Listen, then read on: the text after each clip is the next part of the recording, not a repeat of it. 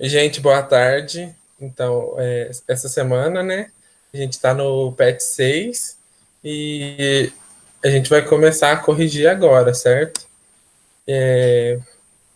Como está falando aqui, a unidade temática é vida e evolução. Os objetivos de conhecimento são a interação entre os sistemas locomotor e nervoso, certo?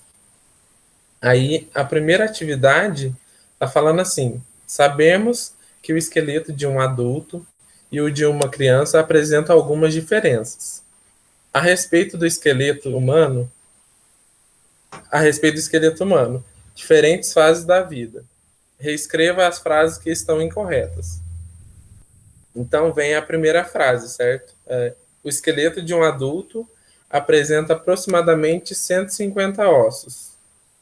E essa frase está errada pelo seguinte, que o esqueleto de adultos ele apresenta cerca de 200 ossos, porque, se eu não me engano, a gente tem, quando nasce com mais ou menos uns 216 ossos, uma coisa assim, e eles vão se ligando de acordo com o que a gente vai crescendo.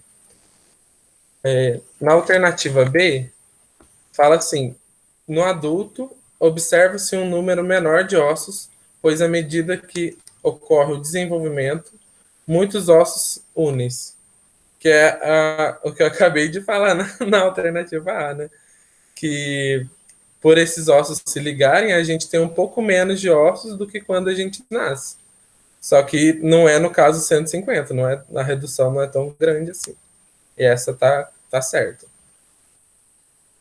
A alternativa C fala o seguinte: o esqueleto humano localiza-se na parte interna do corpo, por isso é chamado de exoesqueleto. E, na verdade, o exoesqueleto seria tipo uma carapaça, vamos dizer assim, dos animais. E o nosso esqueleto é interno, então seria endoesqueleto. Por isso que esse prefixo exo seria da parte de fora, e o nosso é dentro, certo? Aí, a alternativa D. Os adultos não possuem cartilagens. E a gente sabe que isso não tá certo, né? Os adultos possuem sim cartilagem, todo mundo tem, né? Nariz, orelha, as vértebras, no joelho. Tem várias partes flexíveis, tipo o cotovelo, nas pessoas que são preenchidas por cartilagem, né? E é essa parte de não possuir cartilagem que torna a questão incorreta. Boa tarde, pessoal. Então, dando sequência na correção do PET, né? Na questão 2, ele traz a classificação, né? Para a gente classificar os tipos de ossos que o sistema esquelético humano tem. Né? Então, de acordo com o seu formato, os ossos eles são comumente classificados em longos, curtos, planos e irregulares. Cite um exemplo de cada tipo de osso. Então, dentre esses ossos que constitui o nosso sistema esquelético, né, considerado como um osso longo seria o fêmur, né, que é esse osso da parte da perna que é o maior que a gente tem, que em relação, por exemplo, tanto à sua largura e espessura. Então, por isso que ele é considerado um osso longo. Os ossos curtos, eles não apresentam algumas diferenças, né? E um dos exemplos de ossos curtos que a gente tem é os que estão na nossa coluna, né? Que são as nossas vértebras, na região da nossa coluna aqui. Então a gente tem grande quantidade de ossos curtos e esses em relação como se diz, a sua largura e a espessura. Ossos planos. Os ossos planos, ele tem, por exemplo, comprimentos bastante variáveis, só que, como se diz, em pequenas espessuras. Então, um exemplo dele seria o osso parietal do crânio, né? E os ossos irregulares, eles não têm, bem dizer, uma forma definida, que o próprio nome dele já diz para a gente, irregular, né? Então, um exemplo dele seria o esfenoide também do crânio.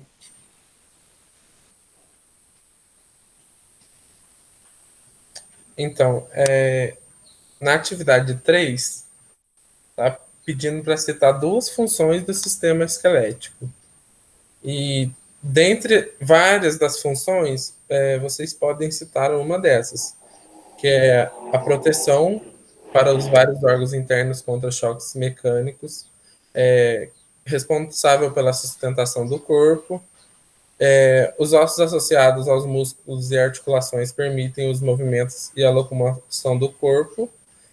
Determinados ossos possuem medula óssea responsáveis pela produção de células sanguíneas e reserva de sais minerais, principalmente cálcio, fósforo, que são fundamentais para o funcionamento das células e devem estar presentes no sangue.